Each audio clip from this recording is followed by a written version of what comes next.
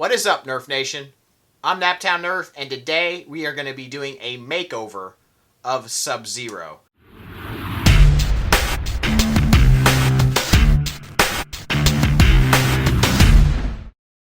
This is a blaster that I'm pretty proud of. The mod turned out great, people loved it, and overall I was very satisfied with this. But I've always wanted to add some things to it, and there were some things that failed. Well, one thing that failed, and that was the select fire kit that I put in it, and actually failed twice. So I'm scrapping the select fire. We're going to go in a different direction with this blaster, and we're going to add some LEDs finally to this blaster because these parts are just too gorgeous not to light up. And since we don't have that select fire kit in there anymore, we will have the room to do so. And if you're not aware, I've already upgraded the cage in this. This is actually the third time I've upgraded the cage. We do have some holes that we have to figure out what to do with because of that select fire switch. So we're going to fix a few things, secure things a little better. This could probably be secured a little bit better. But yeah, let's just jump right into it. Okay guys, so I've already removed the window and cleaned that up a little bit. So now we can sand that a lot easier so we don't scratch up that window. But we will go ahead and remove the rest of the parts on this side and try to figure out exactly where we want to put a voltmeter, because I think I'm going to actually probably going to actually put my voltmeter up here because it's like my favorite spot for it. It's very easy to see there when you have a transparent stock like this. You can see through the top of that pretty easily, and you don't have to take your blaster offline or anything to look at your voltage. And then we need to look at where we want to put a switch for that. I'll probably put it in my favorite spot on this side of the blaster over here. Probably right in there. And then we need a switch for our LEDs. And that's probably what I'm going to do right here is turn this into a switch for the LEDs. I'm not sure if I'm going to use the switch that they had in there. Probably will find a different switch. And then maybe if I need to cover up those holes, I can probably do that with epoxy putty, actually. But yeah, we will go ahead and strip this down and get ready for some sanding. My favorite thing to do. Not.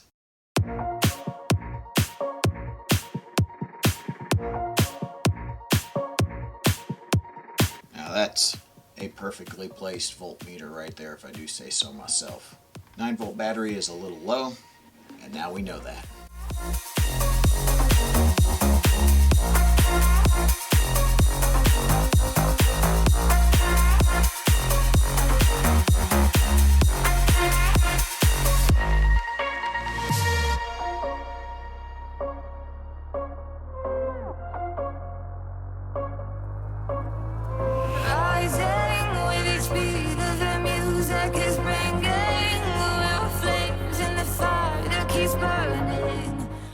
Alright you guys, so I actually cut another or a new piece to fit in here just because the other one had a few scratches on it.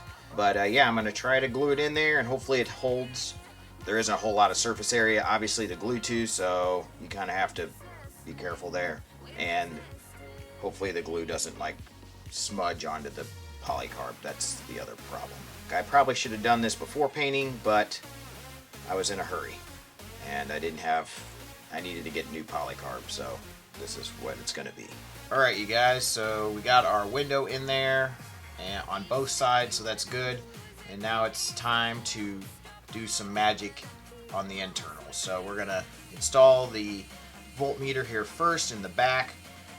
I think I'm just going to hot glue this one in this time just because it's really hard to work in this area and put any sort of hardware in there, and it's just easier, and we have a really nice tight fit to do hot glue, so hopefully that will hold in there nicely. And then we will have to wire it up obviously into the lead here into a switch, which will go to the momentary switch, which I have right here. So we need to do all that also. Let's get going.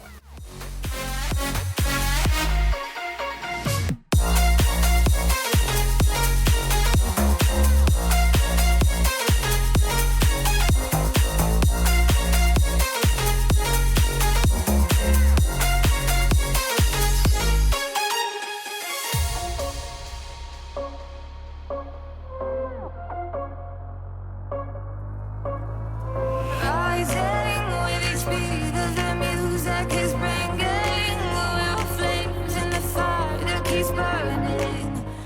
Alright, so we're going to begin the very tedious process of installing LEDs into this blaster. And one of the best things about these parts is you can light them up and they look absolutely amazing in low light or dark settings.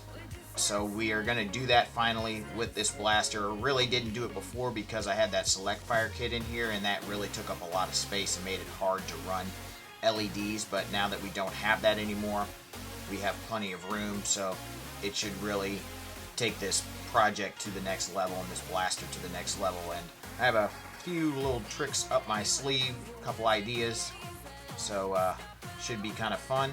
We are going to put probably like 23 LEDs in here, at least that's the plan.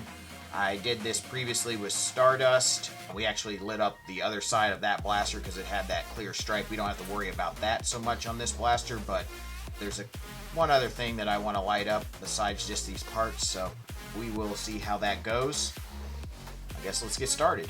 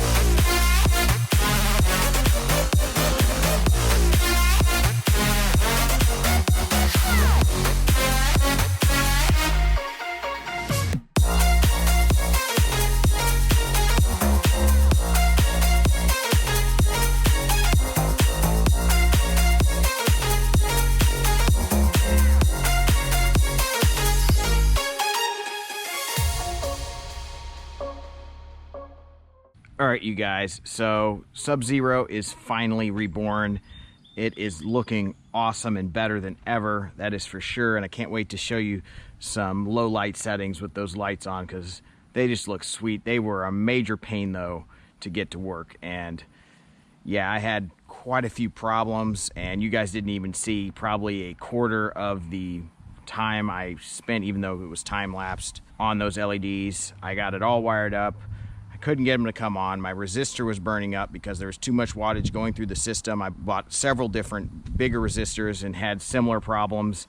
Finally found one that worked, sort of, but it still gets really hot. It doesn't catch fire, but it still gets really hot, and that makes me nervous inside of here. So I'll probably mainly use the LEDs on 2S just to show off the LEDs, as I don't usually use my blaster in play with the LEDs on. It's just more for looks things and showing off the blaster. So no problem using a 2S, and then it doesn't have that heat issue. But nevertheless, there are 22 LEDs inside of this, not 23, as I actually had to remove one because one was, I guess, wired up the wrong way, and it was causing all of them not to turn on, and it took me a while to figure out what that issue was. So I removed that one just because it was easier to just remove out of the circuit, and it really wasn't adding that much. So that's taken care of. What else did we do to this thing? Obviously we gave it a paint job, kept the same paint colors, but I did give it a brand new white and then put a 2K over it, so it looks much better and cleaner, and you know, covers up all the epoxy putty and whatnot. And the cage I smoothed out with epoxy putty, so that looks really clean. I replaced both clear panels on each side and then glued them in this time with a clear epoxy instead of like a cream epoxy, which didn't look very good, especially since the blaster was not painted before. This is definitely a major pain to do. Also, I cut a brand new piece of polycarb for both sides, and yeah, that's very tedious and very hard to glue in.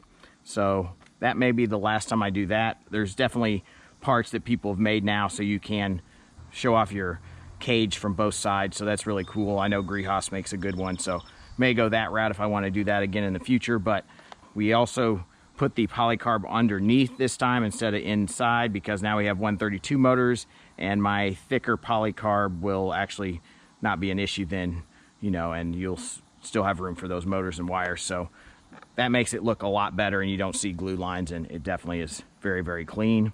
We do have LEDs inside the battery door. I have 3 LEDs in there, so it'll light up that Sub-Zero, as you could see in the thumbnail, and that is really cool. So cannot wait to show you that indoors. But first, let's take some shots downrange at Zombie Strike Man and see how this thing performs. Now, obviously this is more for show, so I'll do a few shots with this on, but this really hurts range and accuracy. So we will take that off, and then we'll keep firing, and that's kind of how I would run it if I was playing with it without that barrel. But here we go.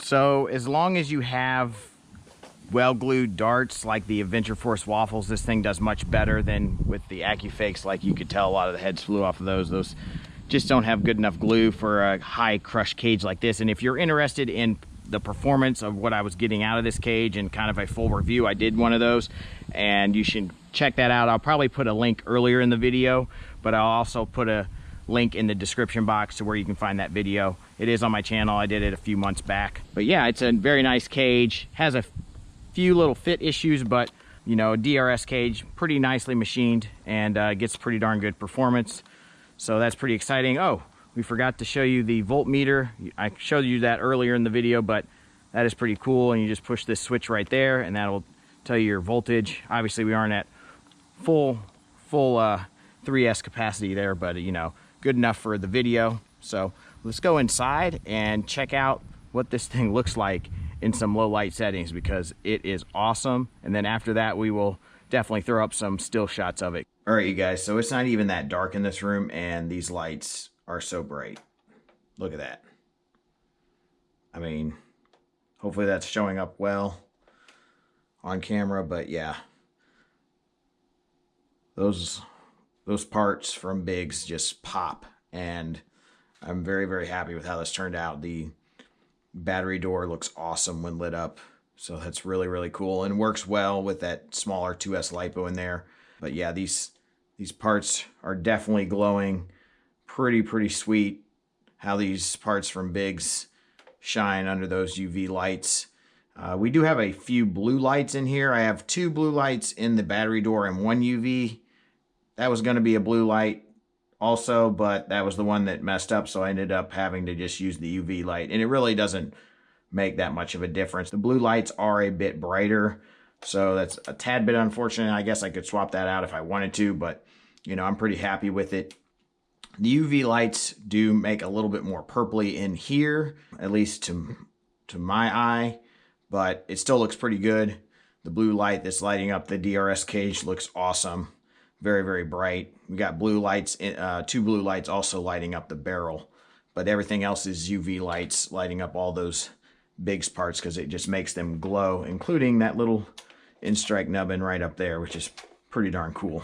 So yeah, I mean, 22 LEDs in here really makes this thing shine, and I am very happy with how it turned out. So thank you guys so much for watching. I hope you enjoyed this mod of Sub-Zero. I'm really happy I was finally able to get around to doing this and putting the LEDs in there and really finishing this blaster off to where I wanted it to be after the Select Fire Kit, you know, stopped working and it just wasn't quite what I wanted anymore. So hope you enjoyed this video. Sub-Zero might be getting a companion soon, so stay tuned for that. Smash that like button. Please subscribe. And as always, peace out, guys.